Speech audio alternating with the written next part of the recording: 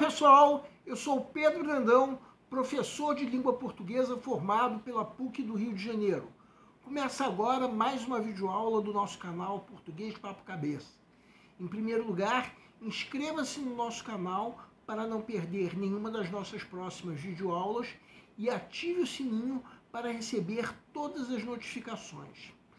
Nessa aula, depois de muitas aulas de sexta-feira abordando o assunto de polifonia, vamos dar mais um exemplo de como esse assunto é tratado em provas de concurso. E vamos, na verdade, mostrar mais um índice de polifonia entre os outros que nós abordamos até agora. No caso, nós vamos abordar um índice de polifonia em que a fonte é mencionada, mas o que fica na indefinição, no caso, é o que a fonte mencionou. Primeiramente, vamos lembrar que polifonia é um assunto que se assemelha muito à intertextualidade, mas que não se confunde com ela. Porque a polifonia é a característica de um texto ou enunciado ligada ao fato que num determinado texto ou enunciado são encenados pontos de vista ou perspectivas de outros enunciadores que não necessariamente existem e que, quando existem, ficam, digamos assim, indefinidos. Já a intertextualidade é a característica de um texto ou enunciado ligada ao fato de que, para que ocorra o processamento cognitivo, ou seja, produção e recepção de um texto, recorre-se ao conhecimento prévio de outros textos, com os quais esse novo texto acaba dialogando. O que se verifica entre intertextualidade e polifonia é uma relação de inclusão, não de confusão entre os dois termos, porque a polifonia, na verdade, engloba todos os casos de intertextualidade, só que tem um alcance bem maior. Então, o máximo que nós podemos dizer é que os casos de intertextualidade são englobados pela polifonia. Só que isso não quer dizer que os termos se confundam. Agora vamos comentar uma questão de concurso ligada a esse assunto. Segue um quadro. Associação dos Municípios do Extremo Oeste de Santa Catarina. Professor 2021. As polêmicas que rondam as grandes plataformas digitais. Comportamento fragiliza publicidade. Imprensa e liberdade de expressão. Dudu Godoy, 25 de março de 2021.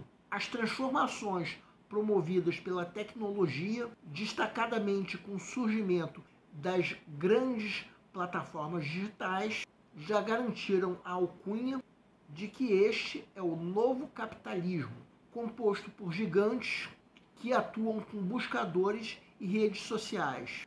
Movimentando bilhões de dólares globalmente, essas plataformas tornaram-se não só um negócio bilionário, mas também alvo de questionamento sobre os deveres e direitos de suas atividades, com implicações nas práticas de concorrência e no cumprimento das regras e normas que regem mercados no âmbito global.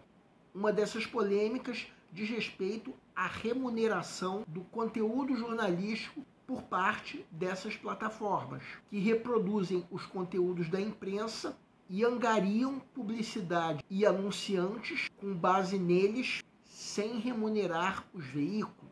Batalha que também ocupa a cena nacional devido ao inquérito administrativo aberto pela ANJ, Associação Nacional de Jornais, contra o Google.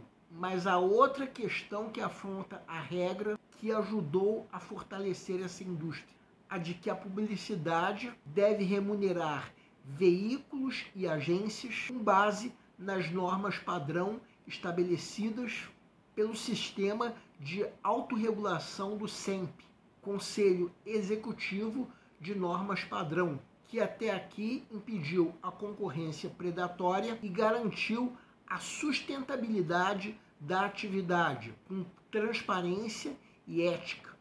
É conhecido que cerca de 80% do faturamento dessas plataformas provém da publicidade. e o restante de serviços. Basta ver o número de anúncios que perseguem os usuários para saber que acessar essas plataformas tem um custo e ele é coberto pelos anunciantes. Embora seja visível que atuam como veículo de comunicação, ou seja, veiculam conteúdo e vendem publicidade, o modelo de operação das plataformas contraria as normas padrão de remuneração praticadas há mais de 2 décadas sob a alegação de que não são veículos. Mas como definir um negócio cuja receita provém 80% da venda de publicidade e veiculação de conteúdo? Se não são veículos, parece se tratar de falácia de nomenclatura, assim como alguns termos mudaram sem que a essência da atividade deixasse de ser descrita pelas novas nomenclaturas, com o agravante de que aqui falamos de regras estabelecidas para definir obrigações financeiras com as partes de toda uma cadeia e assim evitar que o poder dos mais fortes se sobreponha a um sistema justo e sustentável. Mesmo ignorando o impacto financeiro sobre os negócios das agências e dos veículos, desfavorecidos por uma concorrência fora do parâmetro da indústria, ainda temos a questão da liberdade de expressão, ameaçada sob o aspecto econômico, pois a sobrevivência dos veículos e da imprensa depende dos anúncios, e os veículos que seguem as regras acabam ameaçados de perder receita, ao contrário dos que não as seguem. Está em questão em que medida a disrupção tecnológica que essas plataformas trouxeram justifica a implosão de normas aprimoradas por toda uma indústria ao longo de décadas, como se o simples fato de serem novas tecnologias justificasse o não enquadramento a essas normas. E em que medida se justifica a defesa de uma suposta liberdade comercial, cujo objetivo último é garantir o lucro máximo, apenas para essas plataformas, sem observar a sustentabilidade de toda a cadeia e com impacto direto sobre agências e veículos de comunicação. Esse comportamento fragiliza essa indústria e gera um impacto negativo sobre os negócios da própria imprensa e a liberdade de expressão, que só pode existir com veículos fortes e independentes. É sabido que todo discurso recorre à intertextualidade e à polifonia para constituir-se, uma vez que seu surgimento nunca é uno, mas sempre está entrelaçado a outros dizeres, textos e discursos. Nesse sentido, assinale abaixo a alternativa em que não é possível averiguar-se a polifonia.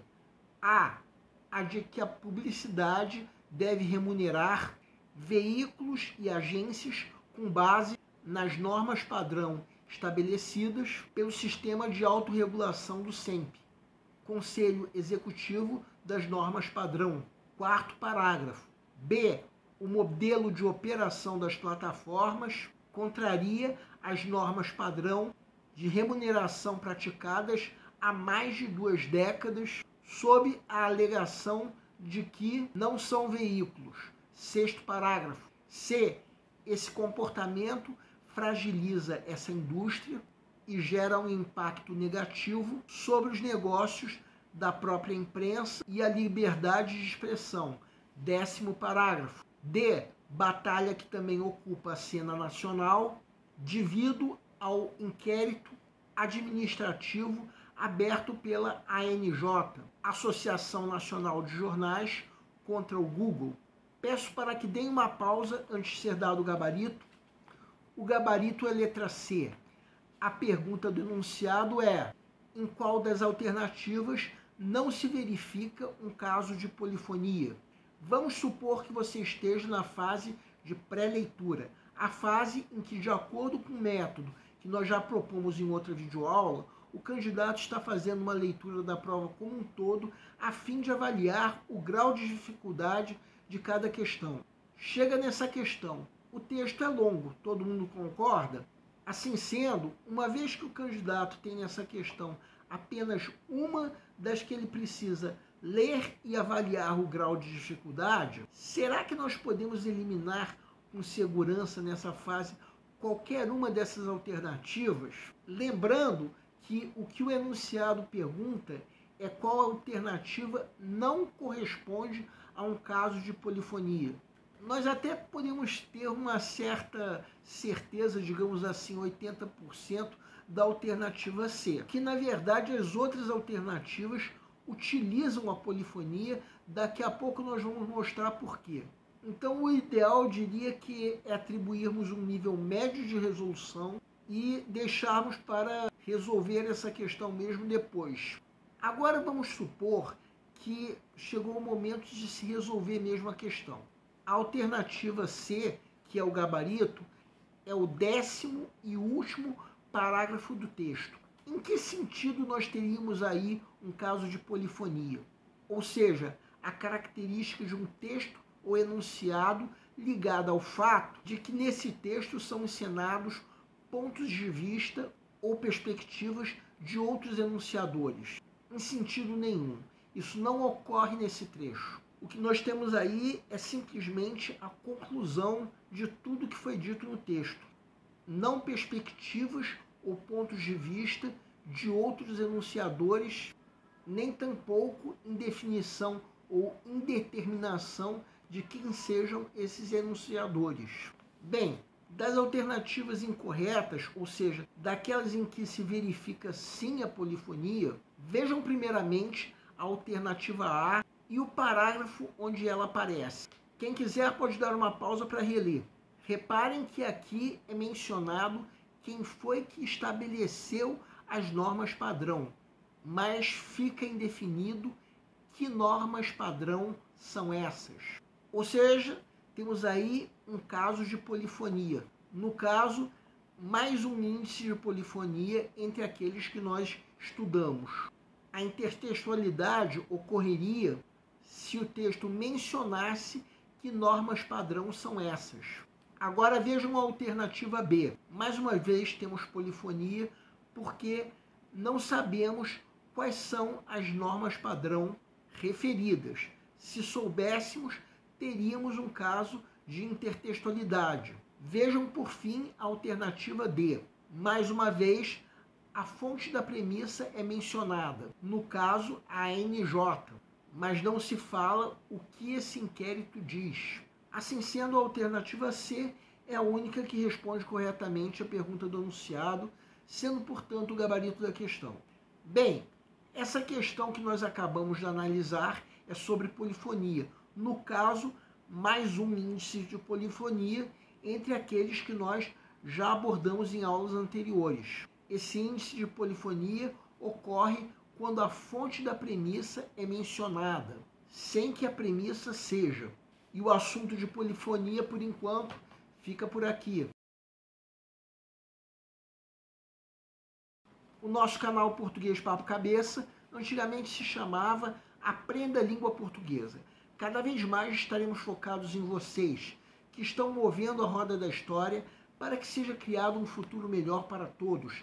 Então, o nosso foco principal continua sendo os vestibulandos, que terão no nosso canal uma fonte importante de estudos de língua portuguesa, onde nós ensinaremos os recursos da nossa língua para que possam, em primeiro lugar, escrever de forma adequada, entre outros textos, a redação do vestibular. Em segundo lugar, para que possam interpretar textos de forma adequada, não apenas numa prova de vestibular ou concurso, mas também na leitura de textos que ajudarão vocês a se manterem atualizados. Cada vez mais nós teremos no nosso canal um Papo Cabeça. Ensinaremos nossa língua sim, mas de forma a estimular a inteligência que nasceu dentro de vocês e que precisa ser estimulada. E a missão do nosso canal é melhorar cada vez mais. Então vocês podem usar a nossa fanpage do Facebook para fazerem qualquer comentário, elogio, crítica ou ainda reclamação sobre as nossas videoaulas. E vocês também podem usar a nossa fanpage do Facebook para pedirem para esclarecer qualquer dúvida que vocês tenham sobre a matéria. E nós agradecemos a todos vocês que estão assistindo às nossas videoaulas. Em especial, nós agradecemos a todos vocês que estão compartilhando nossas videoaulas com outras pessoas. Muito obrigado, porque vocês estão ajudando o nosso canal a ser feito. Pedimos ainda que deixem um like. Muito obrigado e aguardem nossa próxima aula.